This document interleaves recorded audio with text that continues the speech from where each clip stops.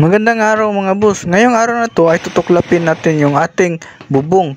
Dahil ang nangyari kasi nito mga boss, kinakalawang yung sa ilalim. Isa ito sa dahilan kung bakit kinakalawang dahil dito natin sa flat nilagay yung ating mga thick screw. So tingnan nyo mga boss. So nagmula sa butas ng thick screw, nagmula yung kalawang.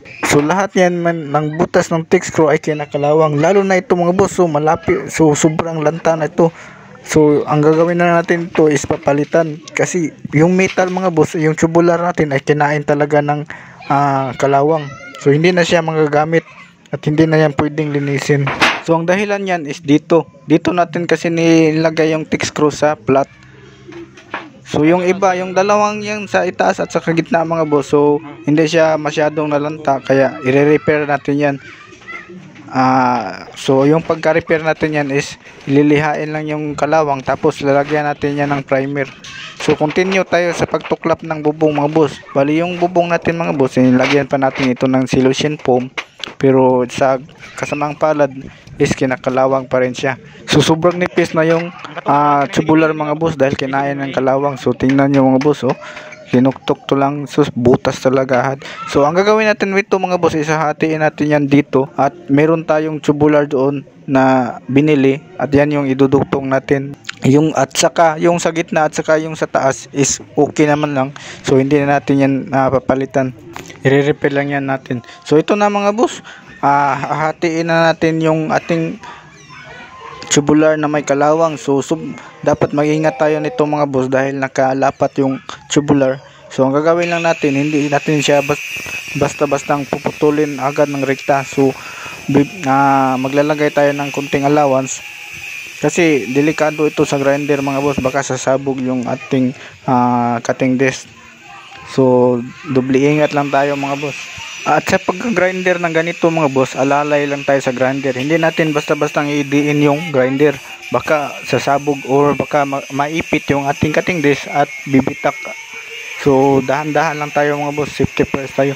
So napansin nyo mga boss, meron tayong arnes sa likod dahil ito sa ating tubular na kinakalawang. So natatakot tayong baka guguho yung ating inaapakan dahil sa kalawang o baka mahulog tayo. So mas maganda safety first tayo mga boss, meron tayong higot sa ating katawan o arnes sa ating. So yan mga boss, yung tatlong side ng ating tubular ay naputol na. So yung bali yung sa ilalim na lang ay hindi pa. So proceed. So ang gagawin lang natin yan mga boss is hihilain natin yan. So mahirap mag-repair mga boss pag ganito, dahil ang gagawin mo sa pag-repair is tatanggalin mo pa yung yero tapos i-repair mo. So mas maganda mga boss, pulido yung ating pagkagawa. Iwasan natin mag-thick screw sa flat na bubong mga boss, dapat doon siya sa nakausli or yun sa may groove para iwas kalawang mga boss. So bali ang nabili kasi nilang thick screw mga boss, yung pinabili ko is 1 inch yung haba, kaya nag-decided ako nga doon lang sa flat ilagay yung thick screw. So yun pala, bali isang taon pala itong mga boss nilagay natin canopy. So nag-isang taon pa lang ito, yun, hindi umabot ng 2 taon. Nakita ko ito sa lalim mga boss, kaya may kalawang, kaya tinry kong buksan yung isang yero. So kinalawang yung butas ng thick screw, kaya nag-decide ako na tanggalin lahat ng yero. At yun, nakita ko yung pinakadulo ng tubular ay kinain talaga ng kalawang. Ganitong trabaho mga boss, dapat doble ingat tayo dahil isa pa is mag-isa lang tayong nagtatrabaho dito. So akin lang kasi itong bahay na to mga boss, so DIY lang ito mga boss. So ito yung kinabi ko mga boss, hindi natin kinat yung sa ilalim dahil mahirap kasi abutin sa ating cutting disc. So ang ginawa na natin is ginalaw-galaw yung tubular hanggang sa maputol yung sa ilalim. So ito na pa mga boss, hindi ko napakita yung sa pagkaputol na. So ito na yung bago nating tubular. So is idudugtong natin ito, i-weld natin ito sa kabila para maging buo siya mga boss. So yung iba naman is gagawin natin yan is lilinisin na lamang at saka pipinturahan ng primer or metal primer. So bali yung binili natong tubular mga boss, yung bago na yan is GI yan mga boss, or galvanized siya. So hindi siya basta-bastang kalalawangin. So yan, dahan-dahan lang tayo dahil mag-isa lang tayong gumagawa nito. So natapos na natin yung sa gitna or yung sa kabilang side ng pagka-welding. So dito naman tayo sa kabilang side.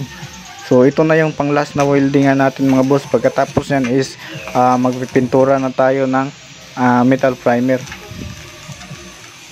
So bali taking lang tayo mga boss sa ating pag-welding. Dahil yung kapal ng ating tubular na binili is 1.5 mm. Ito na mga boss, ginagrind na natin yung mga parts na may kalawang. So dahil manipis lang yung kalawang niya mga boss, so i-retouch lang natin. Tatanggalin natin yung kalawang gamit yung dilihan na pangbala sa ating grinder. So so i-grind natin ito ng dilihan na pangbala. So bali yung ginawa natin mga boss, lahat ng may kalawang na yung sa may thick screw ng butas, so nilagyan natin, lilihan natin lahat. So yan, natapos natin ilihat lahat ng mga may kalawang mga boss. So bali yung sa gitna talaga yung mayroong mga kunting kalawang at yung sa taas is wala namang kalawang. So ito na yung metal primer natin mga boss. So pipinturahan na natin siya mga boss para magiging hindi na siya kakalawangin. So yan. So bali lahat yung sa zero naman mga boss, yung sa butas sa gitna yung sa flat na side, ang gagawin lang natin doon is lalagyan natin yan ng elastocell para hindi na at saka yung may binili tayong thick screw nga 2 inches, yan yung gagamitin natin at doon tayo sa groove thick screw para iwas kalawang doon sa ating tubular. So yung gagawin natin is tatapalan na lang yung mga butas na maliliit. So DIY lang tayo mga boss.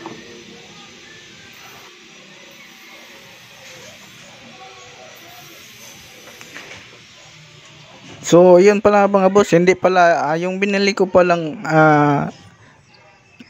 bakal ay hindi pala 2x2 eh. 1x2 yung binili natin bakal. So napansin nyo sa gitna, yung bago natin nilagay na bakal is pinagdikit lamang natin yung 1x2 at saka 1x2 para magiging 2x2 siya. So napansin nyo mga boss, ayan, may pinagbuildingan kasi mas mura kasi yung 1x2 kaysa 2x2. Kaya yun, 1x2 yung ating binili at pinagdikit lang natin siya. Ano na, pinta nga, pwede na lagay ng direksyon. Kuha na red lid. So sa pagpintura naman ng primer mga boss, dapat mabilis ka talaga magpintura kasi may hardener siya mga boss, mas madali siyang matuyo Sagdi lang, basta pwede. kumpara sa ibang pintura yung ginagamitan ng thinner. So hanggang dito na lang muna mga boss. Maraming salamat sa panonood.